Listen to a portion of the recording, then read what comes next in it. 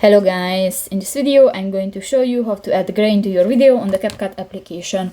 But first of all, I just want to mention, please don't forget to subscribe to our channel, because at 100,000 subscribers we are going to show you all YouTube revenue statistics and growth strategy, how to make money online. So let's jump into it. First of all, open the application on your device.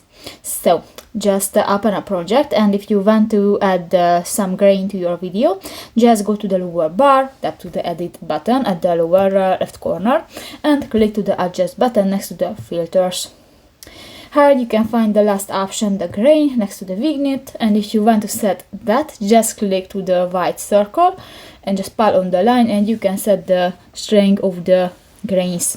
And if you finish, click to the OK button at the lower right corner of the screen.